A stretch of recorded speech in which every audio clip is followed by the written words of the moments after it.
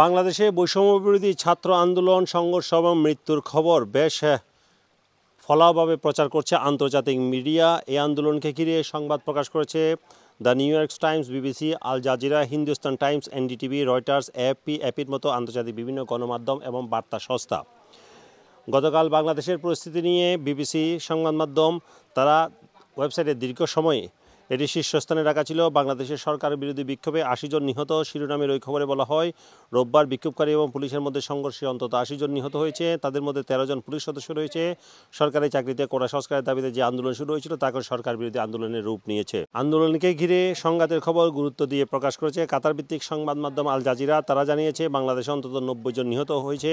বলা হয়েছে পুলিশ এবং চিকিৎসকরা জানিয়েছেন ঢাকা ছাড়াও বগুড়া, পাবনা, রংপুর, মাগুরা, কুমিল্লা, বরিশাল এবং ফেনীতে এসব মৃত্যুর ঘটনা ঘটেছে। যুক্তরাষ্ট্রের প্রভাবশালী সংবাদ মাধ্যম দ্য নিউ ইয়র্ক টাইমসে বাংলাদেশের পরিস্থিতি নিয়ে গতকালের শিরোনাম ছিল, বিক্ষোভে ডজন খানেক মানুষের মৃত্যুর পর বাংলাদেশে আবার কারফিউ জারি। ওই প্রতিবেদনে বলা হয়, রোববার নিরাপত্তা বাহিনীর সদস্য এবং বিক্ষোভকারীদের মধ্যে সংঘর্ষে অন্তত 40 জন মারা গেছে। আবার কারফিউ জারি করা হয়েছে, ইন্টারনেটে কড়াকড়ি আরোপ করা হয়েছে।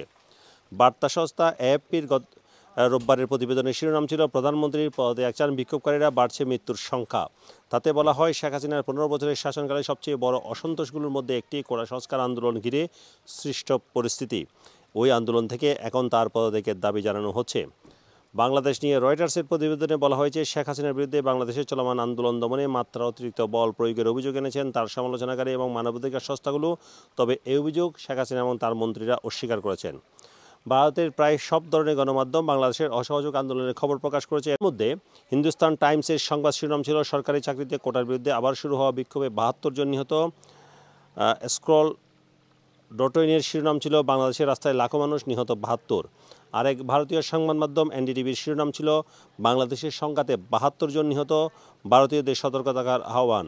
এতে বলা হয়েছে, বাংলাদেশের রোববার বিক্ষোভকারী এবং শাসক দল আওয়ামী লীগের নেতাকর্মীদের সঙ্গে নতুন করে শুরু হওয়া সংঘাতে 72 জন মারা গেছে, আহত হয়েছে আরও কয়েকজন। এই পরিস্থিতিতে সিলেটে অবস্থিত ভারতের অ্যাসিস্ট্যান্ট হাইকমিশনার বাংলাদেশে অবস্থানকারী ভারতীয় নাগরিকদের হাইকমিশনের সঙ্গে যোগাযোগ রাখতে এবং সতর্ক রাখতে আহ্বান জানিয়েছে।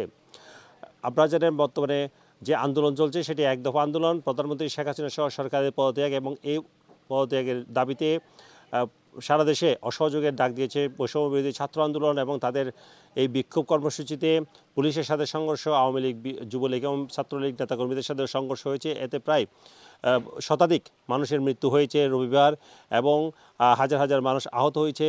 যারা মারা গেছে তাদের অধিকাংশই গুলিবিদ্ধ হয়ে বলে মারা গেছে বলে বিভিন্ন সংবাদ মাধ্যমে এসেছে। Sarwar Hossain, top news, London.